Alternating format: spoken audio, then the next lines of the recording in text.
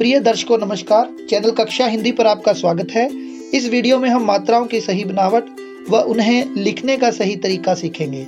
हिंदी स्वराक्षर अपने पूर्ण रूप में एवं अन्य वर्णों के साथ मात्राओं के रूप में प्रयोग होते हैं। मात्राओं के प्रयोग के लिए यहाँ हम फ वर्ण ले लेते हैं और उस पर सभी मात्राओं का प्रयोग कर लेंगे। सबसे पहले है स्वर अ।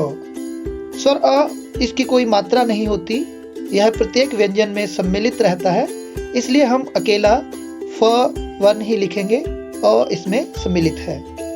अब आ की मात्रा के लिए यह ऊपर से नीचे को रेखा बनाई जाएगी और फिर संपूर्ण रूप में शिरोरेखा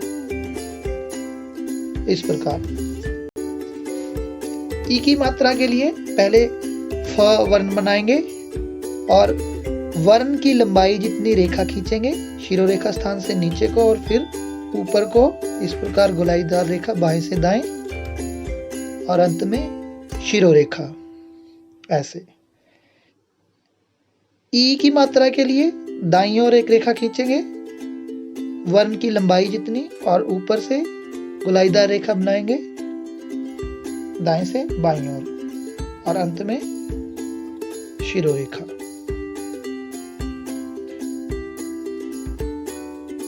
इसके बाद में ऊ, यह खड़ी पाई को छूती हुई गोलाईदार रेखा और शिरोरेखा। वर्ण के बाद यह खड़ी पाई को छूती हुई रेखा यहाँ दाएं से बाएं ऐसे गोलाईदार रेखा बनेगी और यह शिरोरेखा। यह ऊ और ऊ की बनावट। अब री की बनावट, एक खड़ी पाई के साथ गोलाईदार रेखा और यह शिरोरेखा। अब ए के लिए ये पहले फ वर्ण और ऊपर से गुंडी बनाकर नीचे को खड़ी पाई के साथ जोड़ेंगे और यह शिरोरेखा। गुंडी में छेद नहीं होना चाहिए। ये दो गुंडी बना के रेखाएं दो बनाएंगे, पहली रेखा दूसरी रेखा दोनों को खड़ी पाई पे जोड़ेंगे और यह शिरोरेखा। ओ की मात्रा के लिए भी पहले अक्षर की लंबाई जितनी रेखा ऊपर से गोलाईदार रेखा, गुंडी में छेद नहीं करना। औ के लिए भी पहली दो रेखाएं ऊपर से ऐसे गोलाई बना करके देखिए गुंडी बनाएंगे, पहली और दूसरी, गुंडियों में छेद नहीं करना है। अब बिना वर्णों के हम ये सारी मात्राएं बनाएंगे। पहले आ की मात्रा दो चरणों में, यह ऊपर से नीचे को पहला चरण और यह दूसरा चरण। ई की मात्रा में भी पहले शिरोरेखा स्थान से नीचे को खड़ी रेखा, फिर ऊपर को रेखा गोलाईदार और यह तीसरे नंबर पे शिरोरेखा। यह दूसरा चरण, यह तीसरा चरण। ई की मात्रा में यह पहला चरण, यह दूसरा और यह तीसरा। यह गोलाईदार रेखा दाएं से बाएं और यह शिरोरेखा। अभी ए और ए की मात्राएं देख लेते हैं। ए की मात्रा दो चरणों में, पहला दूसरा, गुंडी में छेद नहीं करना है।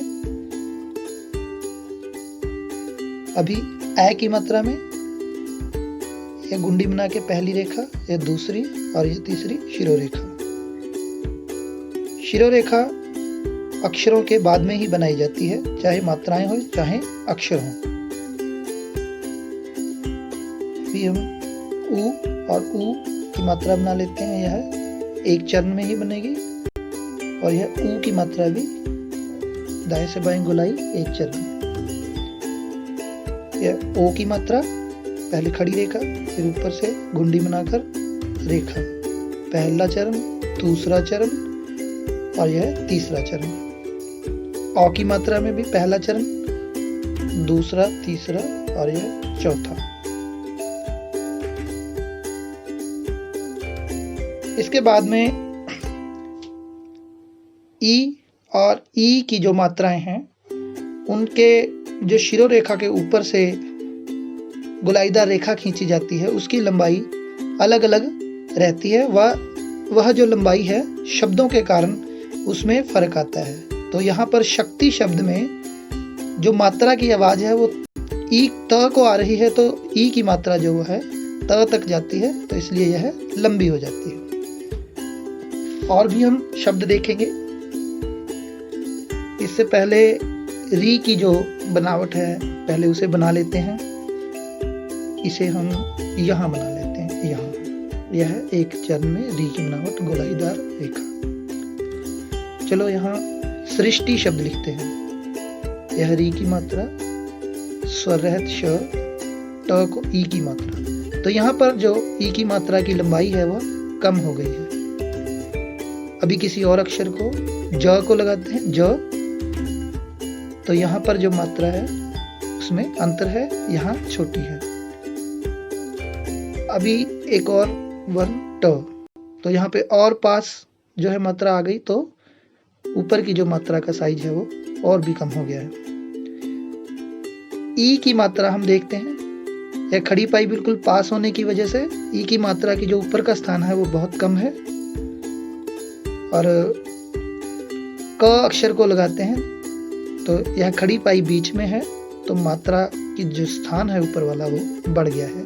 ऐसे ऊ की मात्रा वैसे तो नीचे लगती है, लेकिन र जो वर्ण है उसकी पीठ पे लगती है, इस प्रकार। और ऊ की मात्रा जो है वह भी र वर्ण की पीठ में लगती है, ऐसे गोलाई बना करके, इस प्रकार। थोड़ा ऊपर को करके हम दिखा देते हैं आपको। यह र में ऊ और ऊ की मात्रा। तो यह हमारी मात्राओं की बनावट, इस प्रकार मात्राओं की बनावट होती है। जब तक आप अभ्यास नहीं करेंगे तब तक सिर्फ देखकर ही आप सुलेख नहीं कर पाएंगे। इन मात्राओं के अभ्यास के लिए हमारे फेसबुक पेज कक्षा हिंदी पर आपको जेपीजी फाइल मिल जाएगी, जिसका लिंक हमने इस वीडियो के डिस्क्रिप्शन में दे दिया है। हमारे चैनल को सब्सक्राइब करें, वीडियो को लाइक एवं शेयर करें। हमें उम्मीद है यह वीडियो आपको पसंद आई होगी। धन्यवाद।